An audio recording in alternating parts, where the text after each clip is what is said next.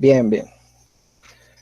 En estas semanas se abordaron dos temas, principalmente dentro de una teoría, que es la teoría del consumidor, también conocida como teoría del comportamiento del consumidor, como teoría de la elección del consumidor.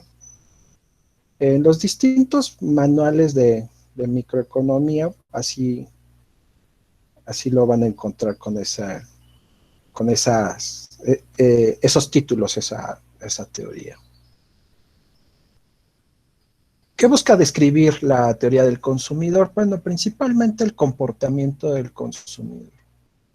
Dice la teoría del consumidor que el comportamiento del consumidor está sujeto a dos elementos principalmente: sus gustos y preferencias y una restricción presupuestaria. Entonces, el consumidor en el mercado va a tomar decisiones. A las decisiones que toma el consumidor se le llama elección del consumidor. Y con estos dos elementos, la restricción presupuestaria y sus gustos y preferencias, el consumidor va a elegir cestas de consumo. Y bueno, ¿qué son las cestas de consumo? Las cestas de consumo son combinaciones de bienes y servicios. Aquí vamos a ver nuestra restricción presupuestaria en la hoja de Excel, que está determinada por las siguientes variables. M, que va a ser la renta, PX o P sub X, el precio del bien X, X, el bien X, P sub Y, el precio del bien Y el precio, la cantidad del bien Y. Las combinaciones del bien X y del bien Y son las cestas de consumo. Entonces, una cesta de consumo son combinaciones de bienes X y Y, a las cuales el consumidor pues tendrá que tomar una decisión para elegir una cesta u otra.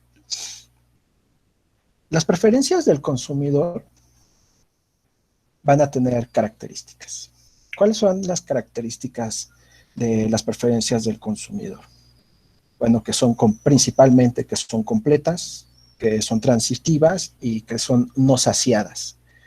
Que sean completas significa que el consumidor, dentro de la racionalidad que tiene, sabe y puede comparar entre distintas cestas de bienes y servicios.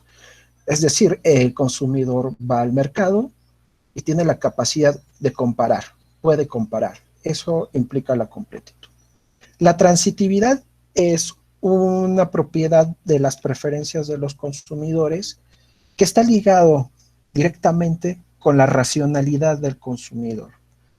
Es decir, que el consumidor siempre elige aquellas cestas de bienes y servicios que le generan mayor satisfacción. ¿Okay? No elige lo contrario o no se cruza entre distintas elecciones que le pueda presentar el mercado. El consumidor siempre va a elegir las cestas de consumo que le generen mayor satisfacción. La propiedad de no saciedad tiene que ver que el consumidor siempre quiere más. Esta frase, ¿no?, coloquial de más es mejor, ¿no? Entonces el consumidor se enfrenta a esa propiedad. Entre más es mejor, entre más cantidad de bienes y servicios obtenga en una cesta de bienes y consumo, para él su situación es mejor. Sí, bueno, vienen otras propiedades. Bueno, una propiedad adicional dos propiedades, que es la reflexibilidad y la continuidad. La reflexibilidad, para el consumidor, la cesta de consumo que elige siempre va a ser tan buena como ella misma, ¿sí? Entonces, en los manuales de microeconomía la podemos ver, esa propiedad, pero con la propiedad de completitud pues se hace trivial, ¿no? Porque pues si sabe comparar entre cestas de consumo, pues puede comparar la cesta de consumo que ya tiene en sus manos, ¿ok? Entonces, la reflexibilidad se hace trivial en ese sentido. Y bueno, el fin del consumidor en esta teoría y lo que va a ser representativo como racionalidad del consumidor es que finalmente se va a encontrar con un problema al momento de elegir la cesta de consumo que le va a generar mayor satisfacción. A eso que le llamamos mayor satisfacción o medida de la satisfacción de sus gustos y preferencias, le vamos a llamar función de utilidad.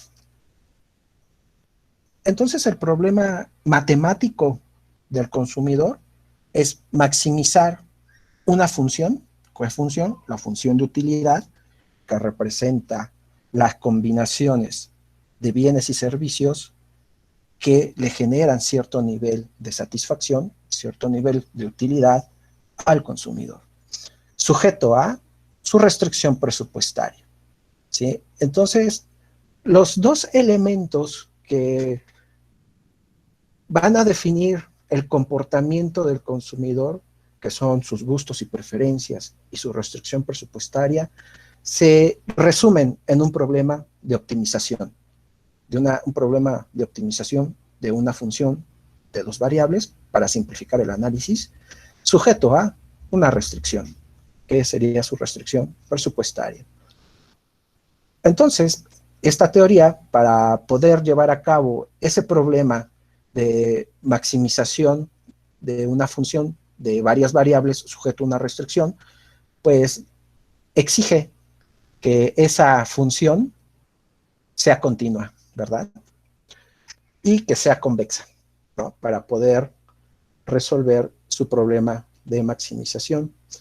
Y que en ese espacio donde el consumidor va a resolver su problema de optimización, sea continuo, ¿ok?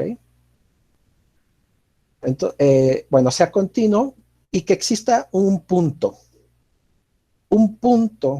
donde ambos elementos, la utilidad y la restricción presupuestaria, satisfagan el problema económico del consumidor. Es decir, con toda esta teoría ya formalizada, todas estas propiedades que, bueno, ustedes las pueden ahora extrapolar hacia propiedades topológicas, ¿sí? Bueno, pues lo que nos llevan todas estas propiedades es a buscar un punto fijo, ¿ok? Un punto fijo, ahí donde, ¿qué es lo que va a pasar? Que para resolver este problema de maximización de la utilidad sujeto a una restricción, pues entonces la pendiente de la función de utilidad y la pendiente de la restricción presupuestaria tengan que ser iguales. Entonces existe un solo punto, ¿sí? Donde se va a llevar a cabo eso, siempre y cuando se cumplan todas estas propiedades para esta función de utilidad. Y la función de utilidad que cumple estrictamente con todas esas propiedades tiene un nombre, se llama función de utilidad Cobb-Douglas o preferencias Cobb-Douglas. Esta es la función de utilidad que cumple con todas estas propiedades y con las cuales voy a poder hacer este ejercicio de optimización del consumidor, ¿ok? Entonces, bueno, tenemos los dos elementos del consumidor, su función de utilidad y su restricción presupuestaria. La restricción presupuestaria es la combinación, es el gasto en bienes y servicios que el agente económico va a realizar, va a destinar un presupuesto determinado por la letra M en la restricción presupuestaria. Y los elementos que contiene este análisis de la restricción presupuestaria, aparte de la combinación que representa el en gasto de bienes y servicios es el conjunto que está por debajo y que incluye la restricción presupuestaria, que se llama conjunto presupuestario. El conjunto presupuestario son todas las combinaciones de bienes y servicios. En esta gráfica que estamos viendo acá está el bien X y el bien Y, ¿ok? En las coordenadas que ustedes ya conocen, abscisas y ordenadas. Todas esas combinaciones de bienes y servicios que están por debajo y que incluyen a la restricción presupuestaria, se llama conjunto presupuestario. Esas combinaciones de cestas de bienes y servicios, decimos los economistas, son asequibles por el consumidor, es decir, si le alcanza para comprarlas. Tiene el presupuesto suficiente para comprarlas, ¿ok? Pero el consumidor va a tomar una decisión. ¿Y cuál es la decisión que va a tomar? Bueno, va a elegir la combinación de cestas de bienes y servicios que maximicen su utilidad, que maximicen su satisfacción.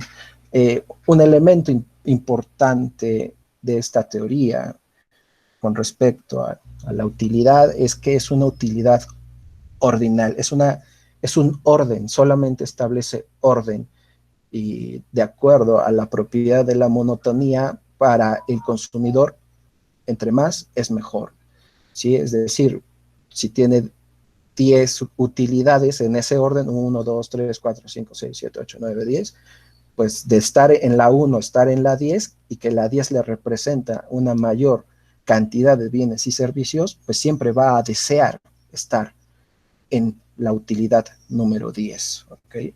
En ese sentido, si también ustedes lo extrapolan a su teoría de la medida y esas otras teorías que ustedes ya conocen, matemáticas, bueno, estos son órdenes numéricos. Nosotros los economistas le pusimos preferencias, ¿no? Cestas de consumo y preferencias y a lo que ordenan las cestas de consumo en cuanto a los gustos de los consumidores le llamamos preferencias. Pero, pues bueno, en la matemática son órdenes numéricos, ¿sí? Ahora bien, la restricción presupuestaria pues va a responder a variaciones en los precios de los bienes y al nivel de renta. Bueno, vamos a hacer el ejercicio, ¿no? ¿Qué sucede si aumentamos el precio del bien X? Disminuye la cantidad que podría el consumidor comprar, adquirir de ese bien. Aquí vemos, ¿no? Aquí el ejemplo está hecho ad hoc, ¿no? Para poder trabajar con la restricción, por eso tiene precios 1, para que nos sirvan como 100%. Y en el caso del bien Y, también podemos ver qué pasa, aumentamos el precio del bien Y y disminuye la cantidad demandada del bien Y. Vamos a seguir aumentando. Otro elemento importante de la restricción presupuestaria es la pendiente de la restricción presupuestaria. La pendiente de la restricción presupuestaria es una relación de precios. Los economistas también lo llamamos como precios relativos. Los precios relativos miden el precio de un bien respecto al precio de otro bien. Y en el caso de la restricción presupuestaria, en cuanto, en términos de valor, en cuanto el consumidor está dispuesto a sustituir el bien X ante un cambio en una unidad del bien Y. Es la lectura de una pendiente o de una derivada. Ahí están los cambios. Ahora bien, pues, una disminución de la renta hace que la restricción presupuestaria del consumidor, pues, disminuya se desplace hacia la izquierda del plano. Y un aumento en la restricción, un aumento en la renta del consumidor genera un desplazamiento de la restricción presupuestaria hacia la derecha. Bien, ¿qué análisis podemos hacer adicional a estos movimientos? Entonces ya vimos que la restricción presupuestaria pues se va a mover, ¿no?, sobre su eje ante variaciones en los niveles de precios, y va a haber desplazamientos hacia arriba o hacia abajo cuando haya variaciones en el nivel de renta, o cuando los precios cambien al mismo tiempo. Pero aquí nosotros tenemos un supuesto, que es el supuesto de ceteris paribus, el supuesto de manteniendo todo lo demás constante. Sí, aquí podemos decir, vamos a suponer, manteniendo todo lo demás constante, que el precio del bien 2 pasa de 1 a 2 pesos. Manteniendo todo lo demás constante implica que la renta del consumidor y el precio del bien 1 no cambian. Eso es ceteris paribus, eso es mantener todo lo demás constante. Y la situación inicial versus la siguiente situación con un precio mayor en el caso del bien Y, eso es estática comparativa. Aquí comparo la situación inicial con la línea azul versus la línea, bueno, la restricción presupuestaria color naranja. Eso también es estática comparativa. Comparar dos situaciones. Ahora bien, otro lado del análisis, la incursión del Estado pues trae consigo impuestos y transferencias.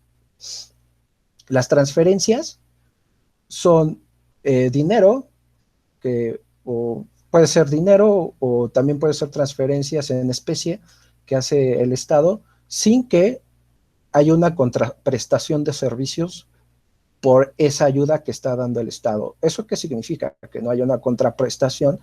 Bueno, pues que el beneficiario de la ayuda no tiene que trabajar para el Estado, ¿sí? Es gratis. Es gratis, ¿no?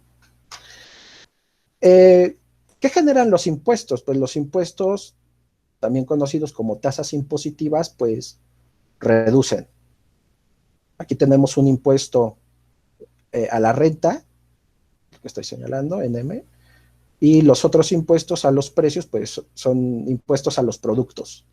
Ambos están medidos en tasas porcentuales. Entonces, bueno, vamos a suponer un impuesto vamos a ponérselo directo, del 20% a la renta, ¿sí?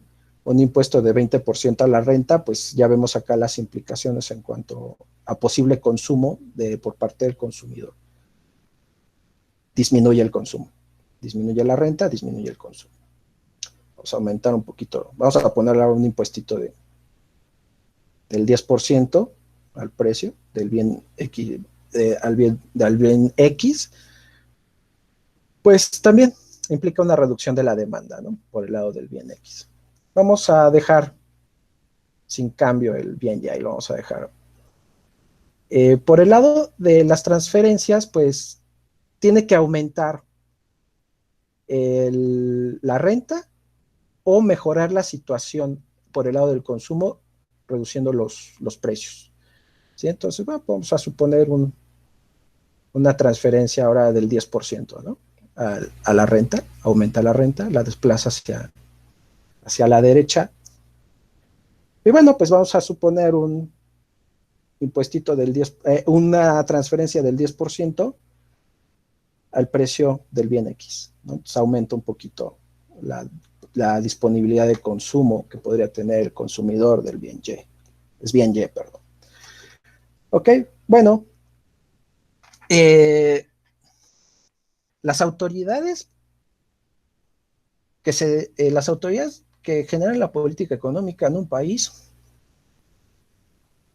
con este pequeño instrumento, pueden hacer un análisis de las implicaciones que puede tener un impuesto o una transferencia en el consumo de las familias o de las personas, ¿vale? Sí, o sea,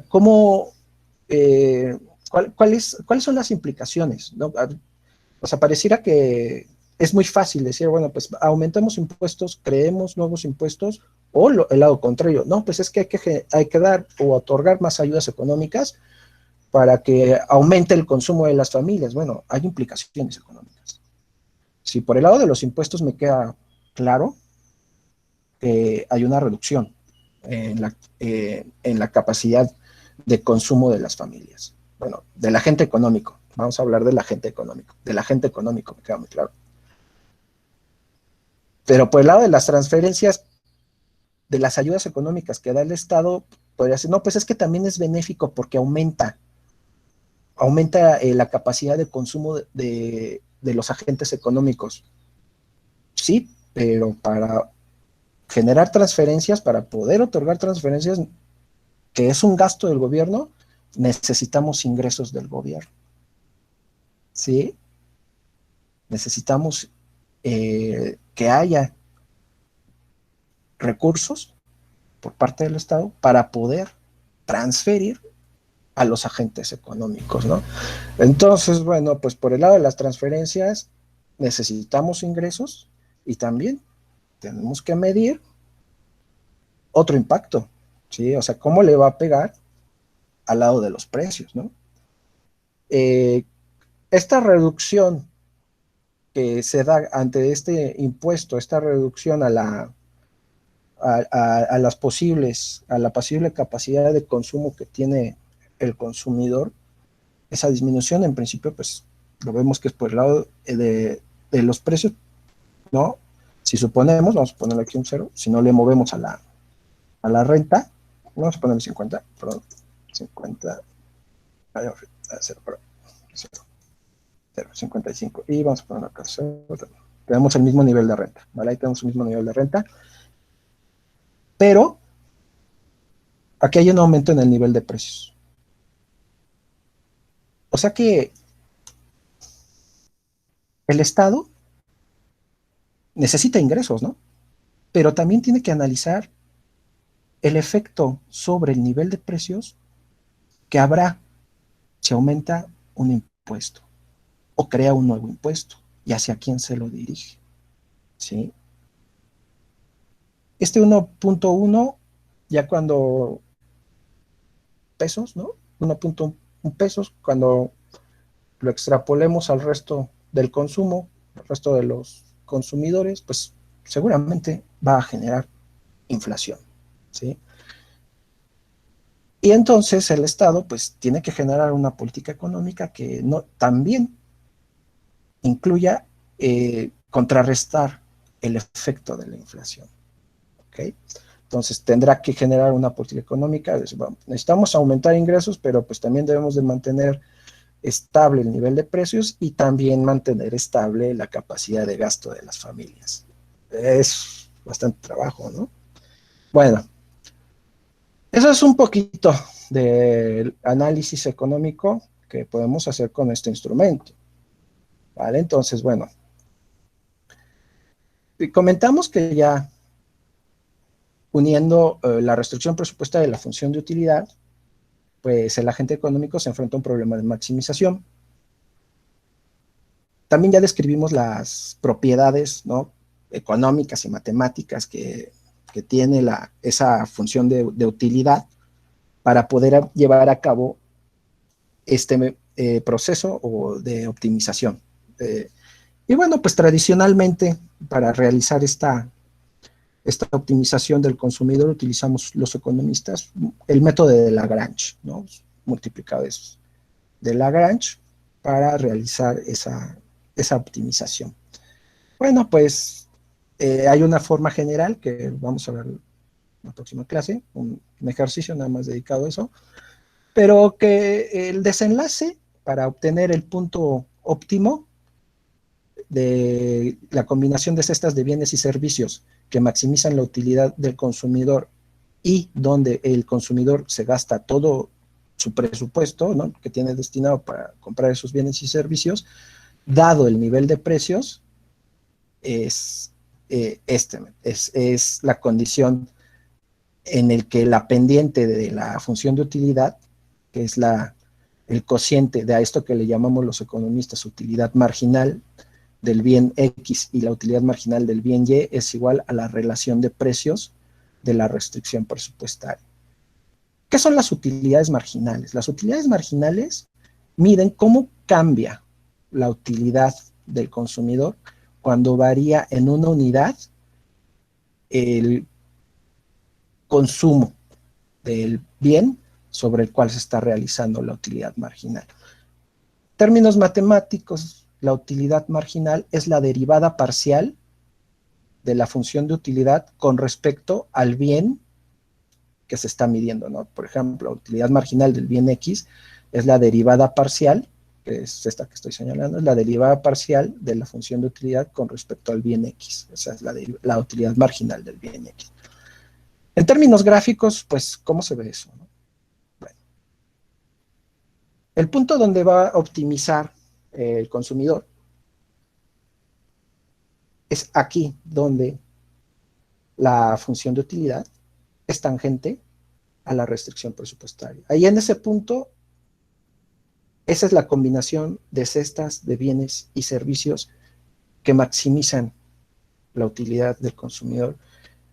Y para el consumidor, con esa restricción presupuestaria, con ese presupuesto que tiene, es al nivel de utilidad que alcanza a llegar. Es la curva de indiferencia más lejana que pueda llegar. Aquí en este espacio, aquí en estas coordenadas, hay infinidad de curvas de indiferencia, ¿sí? Hay un mapa de curvas de indiferencia.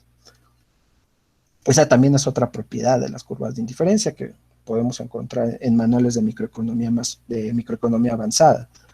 Así que es la trazabilidad, ¿no? Podemos cortar este espacio, también puede ser trazable, lo podemos partir. Y bueno, pues con la propiedad de convexidad y estricta convexidad, hacemos que esta función de utilidad sea un arco perfecto, ¿no? Y hay un elemento muy importante en la teoría, ¿sí? Y que viene, ¿no? Específicamente en la fuente original que le da origen a esta teoría, la teoría del consumidor, que es el libro de teoría del valor de Gerard Debré. Gerard Debré, un economista francés, fue quien formalizó esta teoría. Así como la estamos estudiando, él se encargó de formalizarla y de estas propiedades que hablamos, de demostrarlas matemáticamente. De hecho, el primer capítulo del libro de Gerard Debré, Teoría del Valor, es Principios de Topología. Ese es el primer capítulo, ¿sí? Y ahí establece estos principios y estas propiedades y las demuestra, ¿ok? Y bueno, hay otro detalle, ¿sí? Importante para que suceda esto, ¿no? Para que yo aquí encuentre este punto. O sea, aquí, en este ejercicio, el punto donde la utilidad, la pendiente de la utilidad marginal y la pendiente de la restricción presupuestaria son iguales, es 25,25. Pero para que se dé eso, los coeficientes de la función de utilidad tienen que sumar 1 y en proporciones idénticas, como es el ejemplo, 5.5 y 0.5. Si esto lo cambiamos, la función toma otra forma, ¿vale? Entonces, la construcción de esta teoría tiene detalles también, ¿no?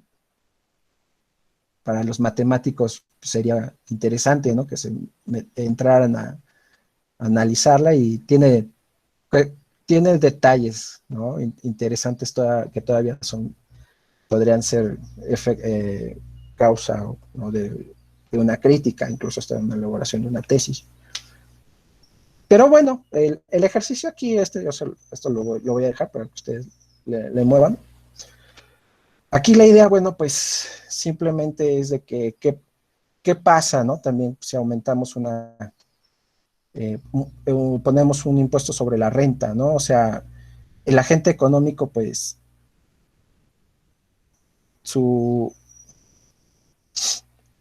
restricción presupuestaria se desplaza hacia abajo, ¿no? Pongo un impuesto de 6%, disminuye la capacidad de consumo que podría tener el agente económico, pero también disminuye su utilidad, pasa del orden de 25 a 21.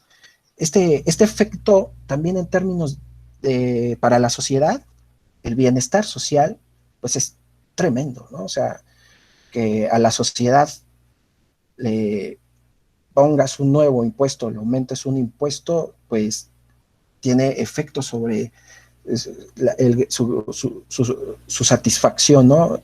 Si antes tenía un nivel de satisfacción pues, más alto en cuanto a la combinación de bienes y servicios, pues ahora con un impuesto disminuye esa capacidad. ¿Sí? Entonces, el hacedor de política económica debe de tener instrumentos para medir los impactos de su política económica. Si no los tiene, pues está haciendo política económica ciegas, ¿sí? Poniendo cosas que van a afectar al conjunto de la sociedad. También transferencias muy altas, ya vimos que, ok, sí, son transferencias, son ayudas económicas, pero ¿de dónde va a salir ese recurso? De un lado tiene que salir. Si no es de impuestos, pues tiene que salir de deuda pública. Y la deuda pública en el largo plazo, mediano y largo plazo, pues trae implicaciones severas, ¿no? Para las economías.